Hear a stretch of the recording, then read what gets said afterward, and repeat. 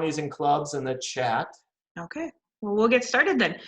Welcome to this week's Minnesota 4-H Agronomy Live lesson, Farming Friday.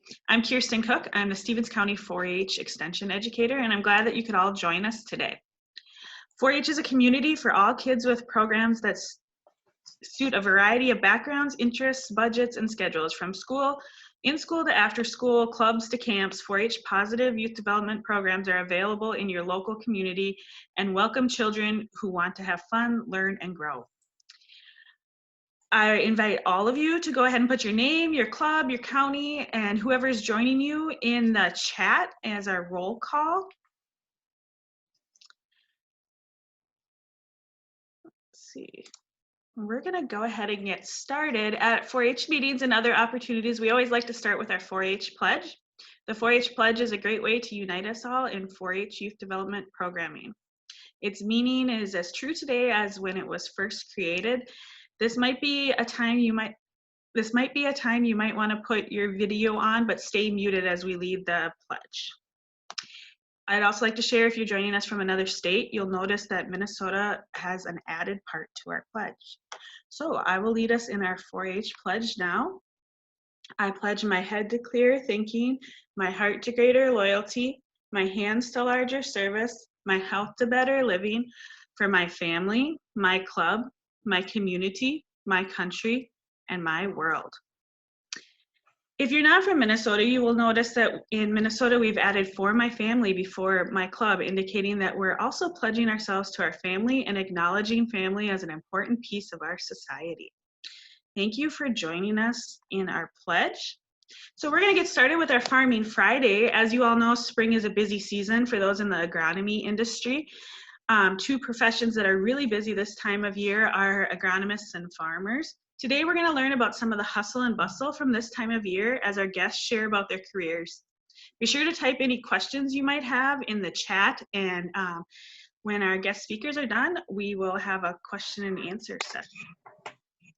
So this is just another reminder to keep, oops, did I unshare?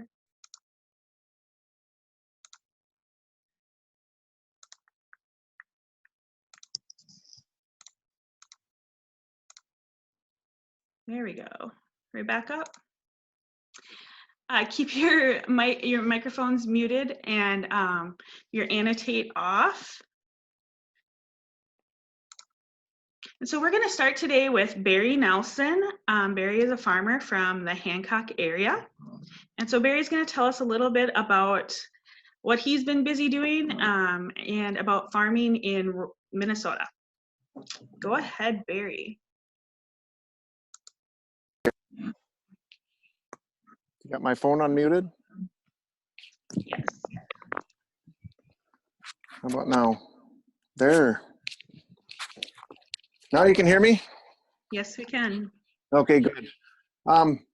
Greetings, everyone. This is my corn planter, and it's 60 foot wide, and it's got the latest high-speed planting gear on it. I can plant up to 10 miles per hour now with this rig the way it's set up. When my father was planting, when he was my age, he was planting probably 4 miles an hour. If the rain was coming, he'd maybe go to 5. But anyway, the way this thing works, if you've never, I'm going to assume you haven't done any corn planting because most of you are pretty young. I fill, the seed goes in the box, and it can come out as I drive along. It'll slowly unload into this unit here, and because they have vacuum on this air system here, hooks onto this unit the same way I got this, and it pulls the seeds to these little plate holes right here. And as I'm driving, it sits and rotates like this, and a certain part of it, it will get to here, and there'll be no vacuum, and the seed will drop off. And at that point, the seed drops into this. This is what they call a high speed or speed tube from Precision. And the seed goes in there, and it gets caught in each one of these paddles. And as she rotates down, it'll keep one seed here, one seed here. And the purpose of that is to maintain separation when I get in the ground. It's just too much, there's too much value in having this perfect spacing between each kernel. We have a big echo here coming back to me, so it's distracting. Is there? I'm sorry, Deb. Anyway, to maintain the separation, the plants will take care of each other a lot better. They won't interfere with each other so much.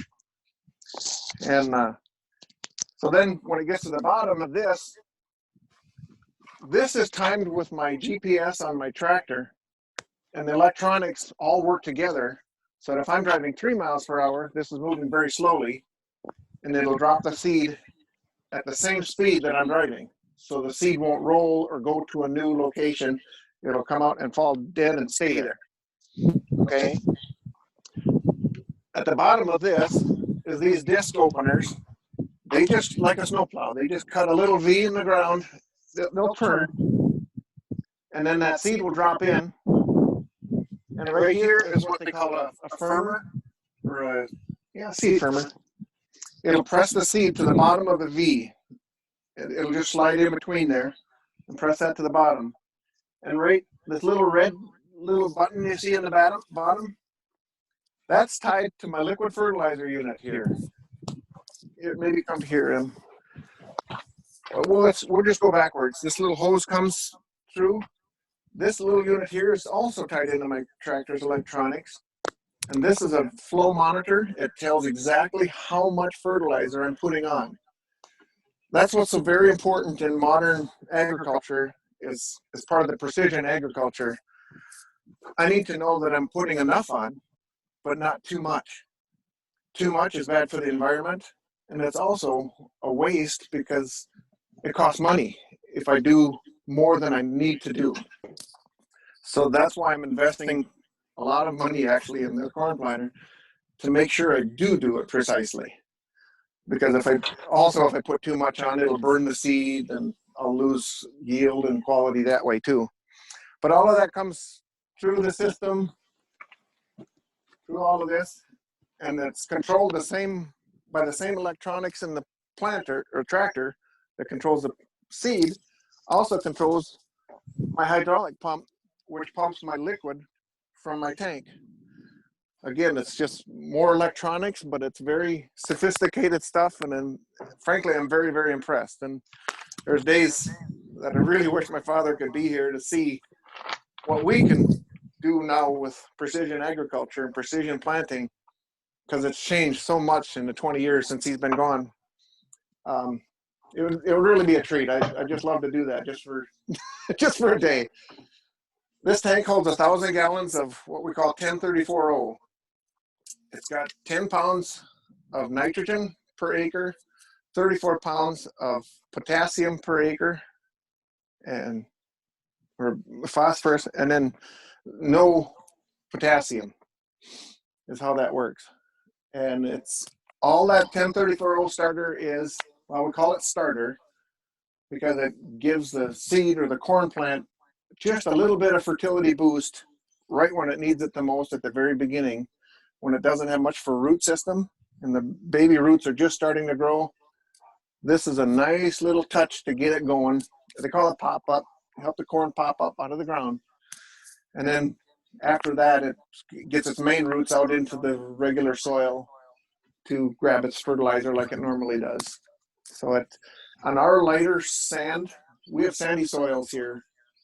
And so the fertility is lower than what you'd say on the heavier ground, just not too far away from us.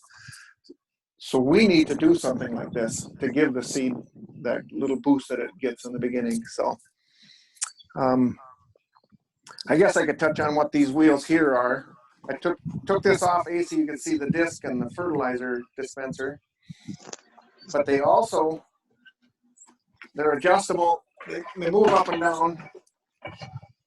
And with this lever, I control how deep they go. They pump up. As I set it in the ground, the disc goes into the dirt, and these two arms will lift up until this arm here hits this little thing. And both of them will balance on that unit, or that little piece, and that's how I control how deep my seed is. It goes 2 inches in the ground is what I target. And the way this stuff works now, it stays at 2 inches.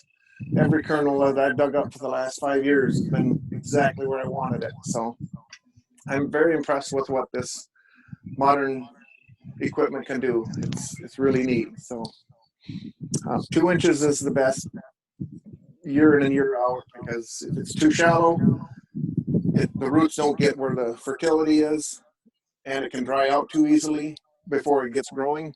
If it's too deep, it takes too long to get out of the ground. If you have bad cold weather, then it might die before it gets out of the ground. So I don't know. I could go on and on for days about corn planter, but does anyone have any questions or want to see something else?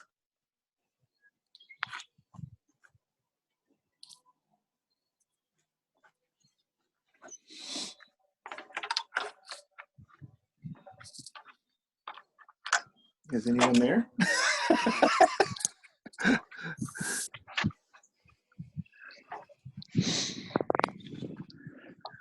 Barry, there was a question. How many rows do you have there? This planter is 24 rows. It's 60 feet wide. And at 10 miles per hour, I can average 50 acres per hour of planting of corn. And that's an insane number compared to what it was when I was the age of most of the listeners today. Barry, can you tell us a little bit about how you decided to become a farmer? And, you know, you talked about a lot of technology, different resources you use to learn about the new technologies since you started farming. Yeah, well, the biggest part of it, I think I grew up with it. Ever since I can remember, I've been driving the old Super M back in the day. That was the best tractor we had for a while, but I just loved being outside. I loved working outside. I did 4 years in the Air Force back when I was 18 or 19, and that was the same thing almost every day. And I missed the variety of things to do that I do on the farm. There's no 2 days the same, and that's ingrained in me, and I really, really love that about agriculture. Every minute to minute is different from the last, and every day is different from the day before. As far as the learning what I need to do with making my planter better every year, I go to planter clinics, either at John Deere or at Precision Ag just north of Hancock here. Every year we get a little refresher course, and we learn the latest and greatest and what they're doing for research, and I decide myself if it suits my budget and my operation to grab onto the latest thing. There's a bunch of things that I could do to this that they're still testing, and I've decided myself that I'd rather let them test it a little bit more, because I'm not sure with my type of soil that I need to jump to the next level. It's primarily with these closing wheels. They fear that this style doesn't close the row good enough on heavy wet soils. But See, on my Barry, lighter soils, it works good. Barry, there's a lot of questions coming in here, so I'm going to throw a couple at you. How many seeds does your planter seed? And then how many times do you have to fill it up? Okay, good question. The average that I plant on our irrigated soil here, I put about 35,000 seeds per acre. And when I fill it up, I can probably do about 150 to 170 acres per fill. That's with every box with 150 pounds of seed in it. So the liquid tank lets me run about 200 acres before I have to fill that up of the fertilizer. And then Barry, how much corn do you plant? Year in and year out, I plant about 3,200 acres of corn. And then there was another question, how many total acres do you farm? I plant about 5,000 acres every year. Some of it's our family, some is rented ground, some is custom farmed for my dad's cousin, and some is crop share with a few of our neighbors. We do a pretty good variety of things. And then do you grow anything besides corn? We do. We grow soybeans and kidney beans. We grow about 1,000 acres of edible kidney beans, dark red ones and white ones. They're white as snow. They're a neat looking bean. So. And then maybe one more, Kirsten, for Barry is, can you tell about your crop rotation and why that's important? Yes, that is very, very important. Kidney beans, because they're a valuable crop for us and the price is very good right now, we really want to keep the disease down. If I were to plant kidney beans every year, year after year, I would have funguses, I'd have diseases, all kinds of blight and different things destroying my crop. So we go 3 years in between each kidney bean crop on, say, the field right below by the farm here.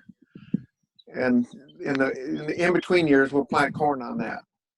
And the hybrids of corn have really improved in recent years that we can go 3 years in a row with corn and not have disease issues.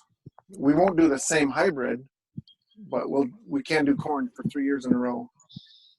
So I hope that answered your question. Thank you, Barry. If you want to just hang on, maybe we'll have some questions at the end, but we're going to go to Scott next. Scott is going to present, and he's going to tell us about the other side of farming, working with agronomists and co-ops and things like that. So go ahead, Scott. Tell us about what you do. All right. You can still hear me, I hope. All right. Excellent. So yeah, I'm Scott Maddox. I am a area sales manager for a company that what we do is we sell fertilizer, seed, chemistry, and try to provide information for our customers to help them make the best decision for their farm. Essentially, we're just a bunch of knowledge or to pass down, of like Barry talked about, seed hybrids, fertilizer recommendations. We'll go out and do soil sampling and try and help them figure out how to maximize their acre.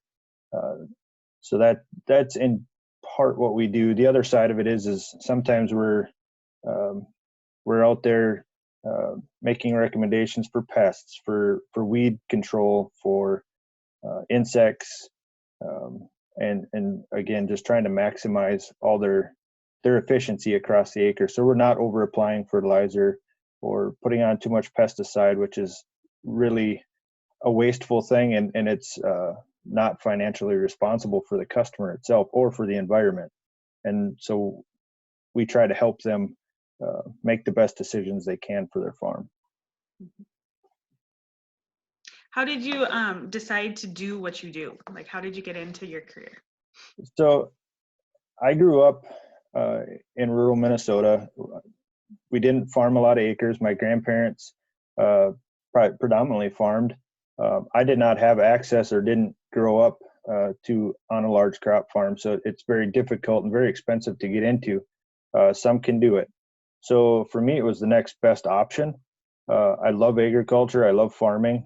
We're feeding the world, especially in times like this. There's more of a predominance on it than ever. So it's a way to meet a lot of people, be in the country, be out in the fields, and be a part of something that I love and love being a part of. Can you tell us, Scott, like in our area, what are the main crops that you work with? So this area, we cover a lot of crops. Like Barry said, we got edible beans, whether it's navies, pintos, several different varieties of edible beans. Corn and beans, soybeans are the predominant ones, but we also deal with sugar beet, a lot of small grain going out west. I cover the northeast part of South Dakota and kind of west central Minnesota, so I have a vast diversity of crops. And then there's some livestock and alfalfa and different forages as well. So Scott, there was a question, how important is soil testing? Soil testing is very critical. It gives us a way to measure nutrients in the soil, test the whether, so we're not over applying nitrogen or phosphate or potash or potassium, but also managing the micronutrients that we don't hear a lot about, such as copper, boron, manganese. But it also gives us a good idea of how a crop will perform on, or can perform on, that acre, and if it's the right fit. A lot of times you can get a soil that might be high in what we call pH, and it might not support soybeans very well. So we might look at corn or alfalfa on those acres. Again, all going back to maximizing our efficiencies with fertility and the dollar, and doing well for the customer. Mm-hmm. Can you talk about some of the, we've got some kids on who really like, tractors and trucks and stuff. What kind of equipment would you use in your job? So for what we do now, I mean, we have tractors. We pull some implements in the fall and the spring to help do tillage. So we do some custom tilling. We run a lot of Terrigators. That's our predominant machine for spreading fertilizer. We do mainly dry fertilizer applications, but then we also run Case IH sprayers, and to do all our in-crop applications, as well as some 28% or some nitrogen application in the spring. We also have a lot of semi-tractors and trailers. There's a lot of moving parts to what we do, and very few people. So a lot of times we have to be able to jump around, and that's another part of the exciting side of it. Even though I do the agronomy stuff, I still get a kick out of getting in a machine and going across the field as well. So it's very fun. Mm-hmm. Scott, what's your favorite part of your job? My favorite part of the job, I would say, is getting to deal with so many different people, mainly the farmers themselves, because there's no two farmers that are the same, just like there's no two fields that are the same. There's no 2 years that are, I mean, it's always different. So that's my favorite part, is getting to work with the people and help them through some challenging times like we're facing again this year. It's different challenges than last year, but it's very far removed from a monotonous career, because, like I said, no 2 years or two situations will ever be the same. All right, Brian, are there any questions in the chat? Yeah, we just opened up the chat again. And Scott, what about college? What kind of classes should you be looking if you want to become an agronomist like yourself? So you can do anywhere from, like there's schools around us that, like Ridgewater in Wilmer, and the Lake Area Technical Institute in Watertown, that we get a lot of interns from. So I mean, a 2-year vocational school is great, and but the U of M, South Dakota State, North Dakota State, I mean, a lot of them have a good agronomy program. So I mean, that's what, if you're interested in agronomy, make sure that they got a good program, and because not all schools offer them. But if you can get into one of them, and or take the opportunities you get with internships, maybe a summer job, to see if it is what you like. It's crazy, because it can go from fast-paced, pulling your hair out, to twiddling your thumbs, wondering what you're going to do next. So it's crazy, but it's very rewarding. And then what about GPS? Was there anything GPS in either schooling, or how does that involved in your job as an agronomist?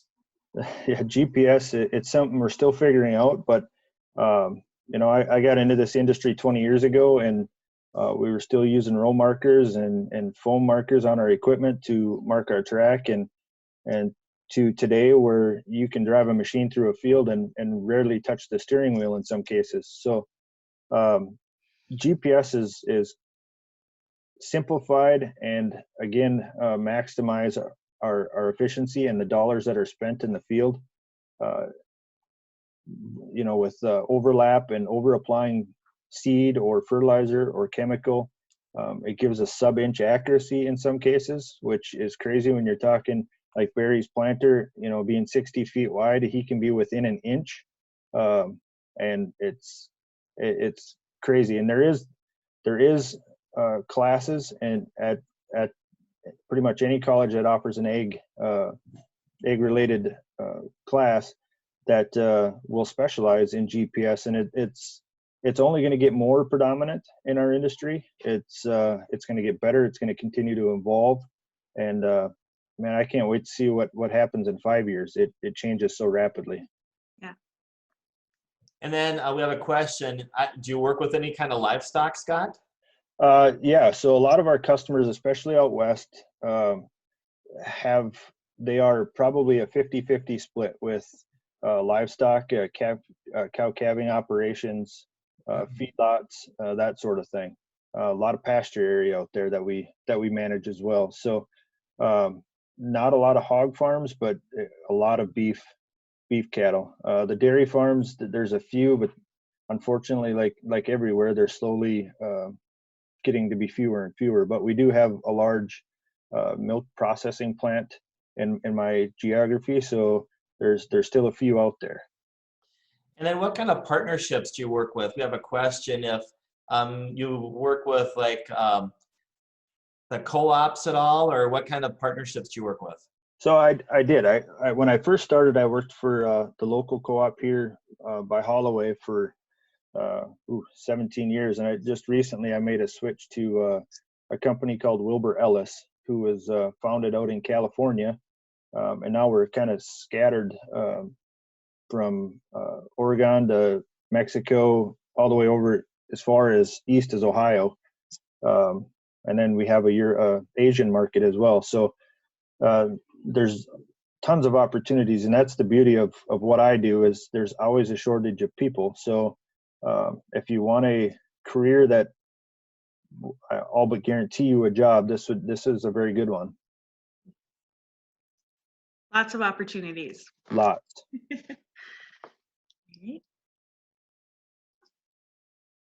All right, if you guys have any other questions, throw them in the chat quick.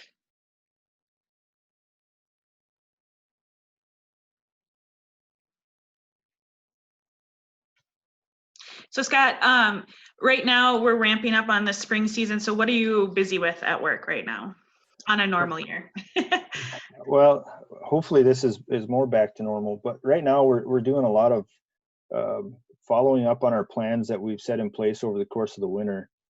That's generally what we do, is sit down and make field by field. We'll make fertilizer recommendations, chemical recommendations, seed recommendations, bring anything that's new to the market to see if our customers or farmers want to try it, or like Barry said, let somebody else test it for a year or two.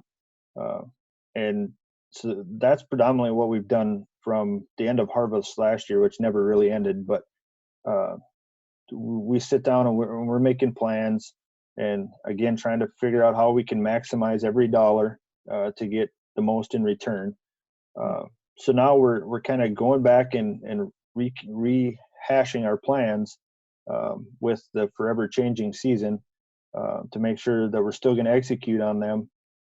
So we're bringing out seed, we're delivering some starter fertilizer, getting chemical lined up for pre-emerge, weed spraying, and trying to make sure we have all our ducks in a row for when it really kicks off and gets going. Mm-hmm. What do you think is the biggest challenge in working in agronomy?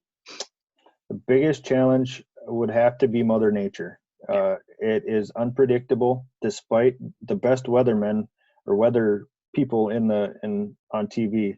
The weather is the toughest challenge. For example, last year there's a lot of our spring was horribly muddy, and it stayed that way all year long until we got to harvest, and by golly, it stayed muddy then too, and there's a lot of fields that didn't get harvested. So now we're faced with the challenge of trying to get those fields cleaned out and harvested and worked up and ready to go, all in 6 weeks. Yeah. period of time. So Mother Nature is the biggest challenge. We can put all the plans in place, but if it's not the right ones by her, we are changing. So, Yep. Got a couple more questions here, Kirsten and Okay. Scott. Scott, do you enjoy your job?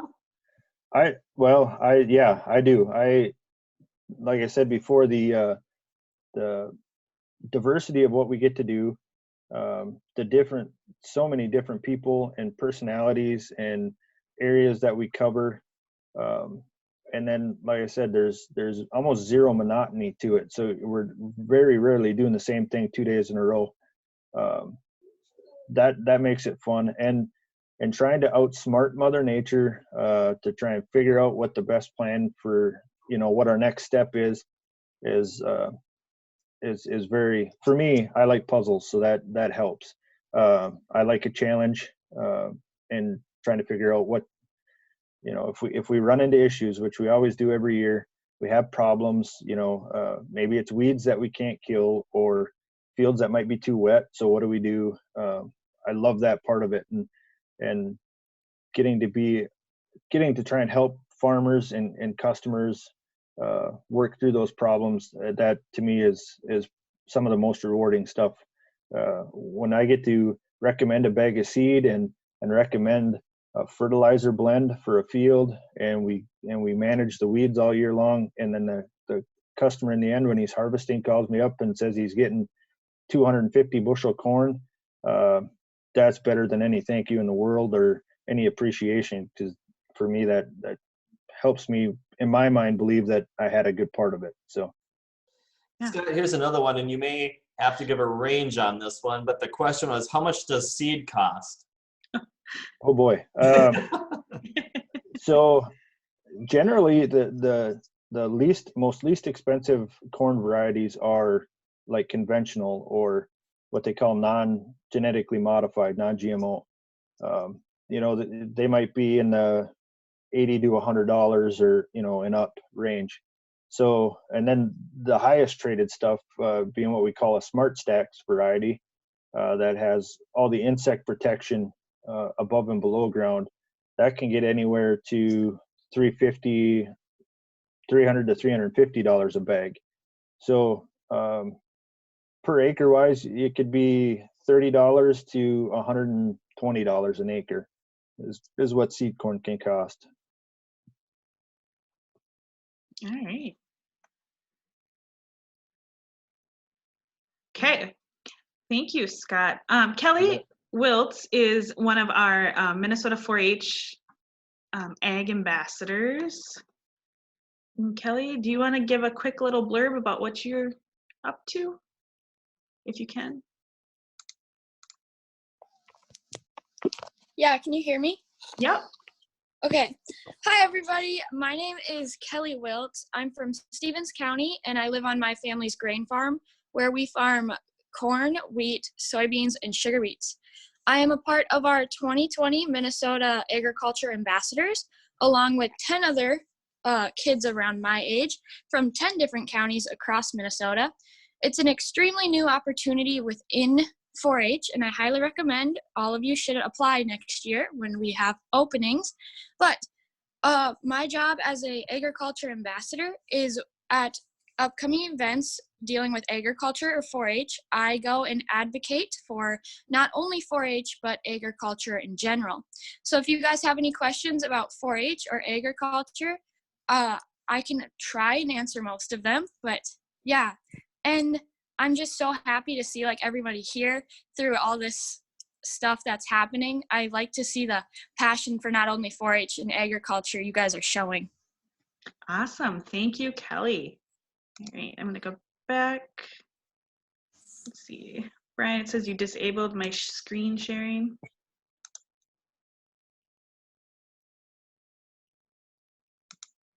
There we go. All right. Okay, so to go along with what Barry and Scott talked about today, there are two games online that you can try out after our session today to learn about virtual farming, nutrients for life, and amazing underground. Both are about growing corn and the importance of water and NP and K and getting the right balance for the to optimize your crops. So we're going to throw the links in the chat here. Oops. Let's see. And then I just wanted to share about our session next week. Next Thursday is Tasty Thursday at 2 p.m.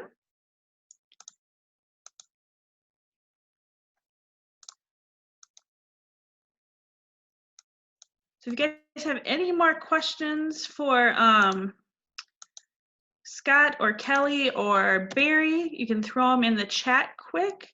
Otherwise, Brian, if you want to go ahead and put the, oh, I have talking about the projects.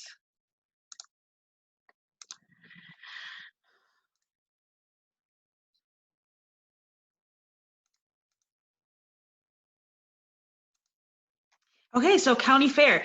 So today we talked to and learned about agronomy and about farming, and how could you make this a 4-H exhibit? So very easily, I encourage any of you to interview an ag professional or job shadow and create a poster or booklet about what you've learned. Work with an area farmer, learn more about the crops they plant, bring a sample of the crops to the fair. We have categories for corn, soybeans, forages, specialty crops, like Barry was talking about kidney beans and navy beans and I think he said pinto beans, sugar beets, those all fit under specialty crops or small grains.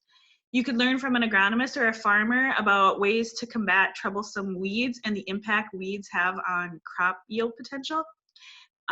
You could meet with a farmer or an agronomist to learn about the importance of soil testing, like Scott was talking about, and soil health, and create a plant and soil science project.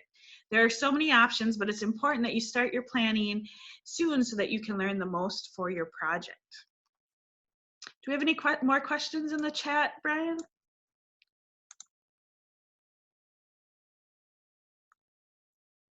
No? No, there weren't. The only other quick question, Kirsten, was the date. So next Thursday, April 23rd at 2 o'clock is our Tasty Thursday. So hopefully we'll see you all next week on the 23rd, next Thursday. Awesome. All right, so if you guys want to go ahead, and that wraps up our Farming Friday, go ahead and answer the poll in the chat. I have both the links for the 2 games you can check out online.